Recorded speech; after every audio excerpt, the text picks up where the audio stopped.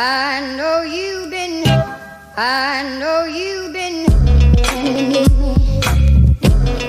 My fibroids were always small. I only have 4. And around September, I felt one. And I also know that last year I was extremely stressed. Like even, it was the most stress I'd ever felt in my life. Even like my mom passed away when I was in college. Like it surpassed that stress. And so I thought to myself, all right, and I'm very in tune with my body. I figured it had to be, at least in large part, the stress, because I know how I eat, I know how I exercise, that kind of thing. And so, you know, I did finally go to a fibroid specialist, which just means somebody who can like cut you open and, you know, take something out. Right. You know, which is not what I want to do at all, but I just want to like consider all of my options. And so I did recently get an MRI, so at least I know like what I'm dealing with. And I've, you know, been even more hyper vigilant about like what I'm eating and how I'm eating. So I guess my question then is, because I do strongly believe that this is more of a stress related thing, I'm curious like how your program would help someone like me, or maybe is there a particular part of the fibroid detox for it? Like, should I just get like the ebook and just kind of go off of that? Because like, I feel like I'm already doing a lot of things that maybe the program would warrant someone to do. I'm curious if it would just be like, okay, I just bought this to keep doing what I've already been doing.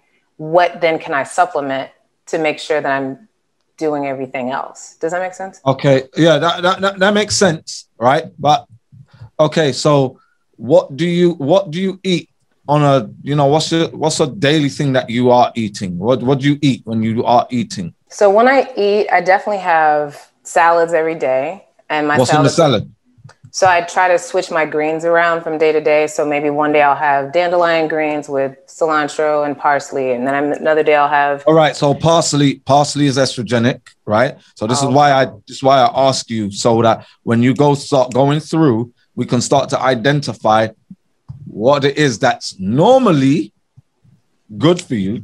Yeah. That you would think, all right, that's great. No, I'm doing great. But anything that is estrogenic, even though it may not be a contributor, we want to eliminate it from your diet just in case it is, because again, Black people, we exacerbate the effects of estrogen because our estrogen receptors have this polymorphism where we are it's like gimme. And when we got it, it's like we're gonna make a mountain out of a molehill. Out of this small bit of estrogen, we're gonna turn it into something bigger, right? So parsley. So I've identified parsley, right? Karen, so what else?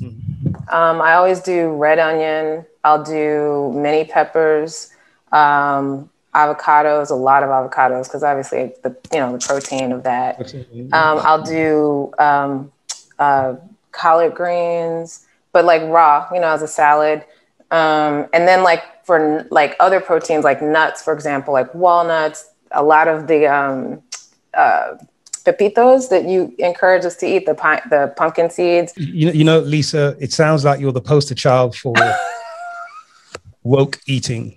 Right. And it's like, why do I have these stupid? But again, I know it's stress or whatever. It's other thing, whatever. Right. And we'll talk about the stress. But Dr. Amsu, based on the shopping list that Lisa's just read out to us, what could be some of the other causes? I mean, you have to incorporate estrogen inhibitors, aromatase inhibitors into your diet too.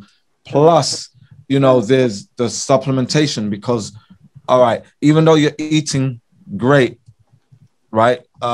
New York is a very condensed, probably one of the most condensed cities in the world, but a lot of pollution. Yeah. Not a lot of sun if you're in the city of New York. Yeah, right? I'm in Manhattan.